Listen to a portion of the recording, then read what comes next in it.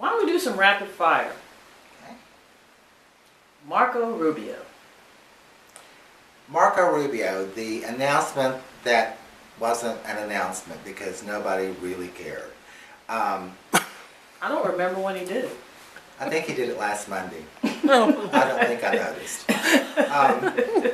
The only thing I noticed about Rubio last week, he got all discombobulated about the Indiana law. He was asked about it and said that he didn't believe that people should be discriminated against in service because they're gay, but that it would be a religious freedom issue for a baker to be required to make a cake for a gay wedding, so that because that was an event, and so you couldn't force a baker against his religious sensibilities to bake a cake for that event. But then when the follow-up question was about the innkeeper, Rubio said, well, but the innkeeper must provide rooms to gay people. It would be discrimination to discriminate against gay people because that's not an event.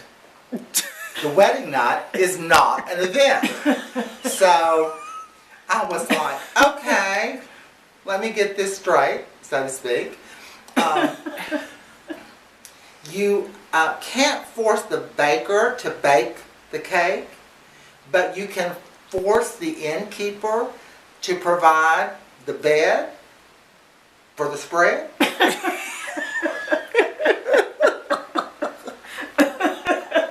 So, really, Marco, you are so not ready for prime time.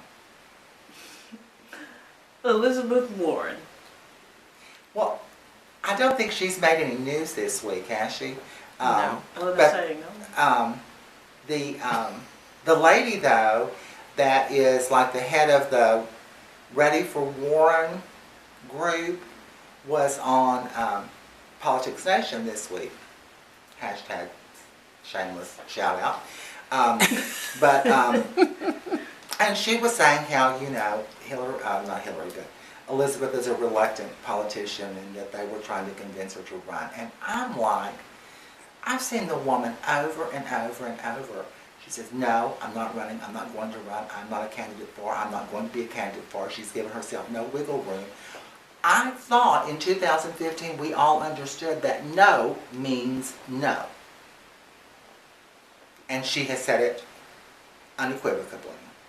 And so I'm convinced that if there is any announcement coming from Warren, it's not going to be that she is running for president. It's going to be that she's put these people under a restraining order. Well, what about Hillary?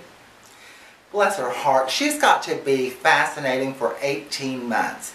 And based on this first week, when everything, you know, from Chipotle to sunglasses and tip jars and all that, this is what we're going to talk about. We've got a year and a half of that. And you know, and she's stuck in the middle because she's getting it. The Republicans are coming at her as it's their job to come after her. She is the presumptive nominee. They're not criticizing her about anything much on the way of substance. And then on the left, they're coming after her because her policy positions are incomplete or not all specified, or they want to hear more information. And I'm just like, you know, if you get tired of hearing the criticism of Hillary Clinton on Fox, tune into MSNBC because they are raking her over the coals just in a different direction. The Republicans are raking her this way and the Democrats are raking her that way. So it's just crazy. Bless her heart. Ben Affleck. Oh, Ben Affleck. He's in trouble because he's ashamed of his slave-owning ancestors. Obviously, he's not from the South.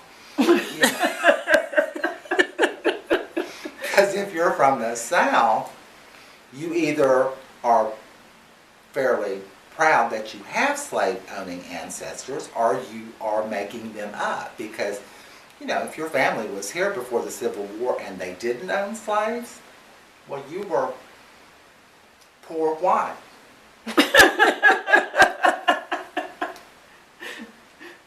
I'll just stop there. Poor white.